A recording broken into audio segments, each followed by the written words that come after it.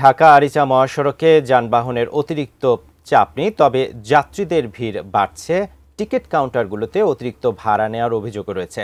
এছাড়া যাত্রীদের স্বস্তিতে বাড়ি ফেরাতে কাজ করছে আইনশৃঙ্খলা রক্ষাকারী বাহিনী। নবীনগর বাস স্ট্যান্ড থেকে বিস্তারিত জানাচ্ছেন সহকর্মী কামরুজ্জামান। নিশ্চয়ই শুনতে পাচ্ছেন। কামরুজ্জামান, যেমনটা বলছিলাম যে অতিরিক্ত ভাড়া নেওয়া হচ্ছে, এ ব্যাপারে কর্তৃপক্ষ কোনো ব্যবস্থা নিচ্ছে কিনা? ধন্যবাদ বান্না। আমি এই মুহূর্তে রয়েছি একদম নবীনগরের যে বাস স্ট্যান্ডে রয়েছি। এখানকার অবস্থা যদি আপনাদেরকে একটু দেখাই, যে এখানে কিন্তু প্রচুর যাত্রীদের ভিড় রয়েছে। সকাল গড়াতেই কিন্তু আস্তে আস্তে যাত্রীরা তারা নারীর টানে কিন্তু ঘরে ফিরতে তারা শুরু করেছে। এরই মধ্যে একটা বিষয় আপনাদেরকে জানিয়ে রাখি, আপনারা দেখতেই পাচ্ছেন যে এখানে কিন্তু প্রচুর যাত্রী ছাউনির মধ্যে কিন্তু অপেক্ষা করছে। এছাড়াও প্রতিটা কাউন্টারে কিন্তু অনেক যাত্রী কিন্তু তারা অপেক্ষা করছে। বাসের আসলে যানজট তেমন লক্ষ্য করিনি। ব্রেকফাস্ট, টিফিন কিংবা স্ন্যাক টাইমে মজাদার আয়োজন মানে অল টাইম ব্রেড। তবে আমরা হাইওয়ে পুলিশের সাথে কথা বলেছি। হাইওয়ে পুলিশ আমাদেরকে জানিয়েছে যে তারা যানজট নিরসনে তারা কিন্তু ভালোভাবে কাজ করছে। আমরা আপনাদেরকে দেখাই, প্রতিটা কাউন্টারে কিন্তু আপনারা দেখতেই পাচ্ছেন যাত্রীর কিন্তু ভিড় রয়েছে।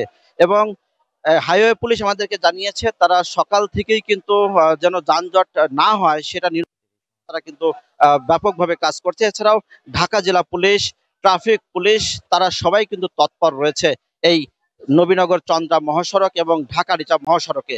একটা বিষয় আপনাদেরকে জানিয়ে রাখি, আমরা যাত্রীদের সাথে কথা বলেছি। যাত্রীরা আমাদেরকে জানিয়েছে যে কিছু কিছু কাউন্টার থেকে কিন্তু অতিরিক্ত ভাড়ার ব্যাপারটাও কিন্তু উঠে এসেছে। তারা আমাদেরকে জানিয়েছে যেখানে ভাড়া নেওয়া হতো নর্মালি ঈদের আগে 550 টাকা বা 650 টাকা, সেখানে কিন্তু এখন 800 টাকা থেকে 1050 টাকা পর্যন্ত ভাড়া বিভিন্ন কাউন্টারে কিন্তু তাদের মতো করে তারা নিচ্ছে।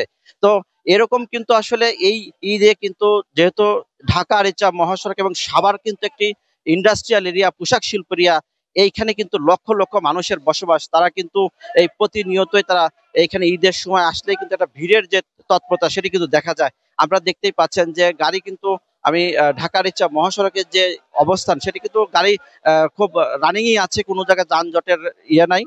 তবে যেহেতু এটি দক্ষিণবঙ্গ এবং উত্তরবঙ্গের একটি একটা ব্যস্ততম সড়ক, এখান দিয়ে কিন্তু লক্ষ লক্ষ মানুষ নারীর টানে তারা বাড়িতে ফেরে। তবে আমরা একটা বিষয় দেখতে পেরেছি, দুপুরের পরপরই কিন্তু যে সমস্ত এই যে পোশাক শিল্পের যে সমস্ত কারখানাগুলি এটি কিন্তু ছুটি হয়ে যাবে।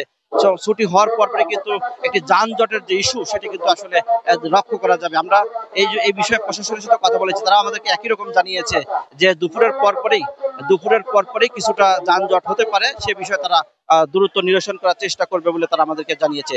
এই ছিল সর্বশেষ আমার কাছে, যে সাভার নবীনগরের থেকে আমরা ফিরে যাচ্ছি স্টুডিওতে বান্নার কাছে। বান্না।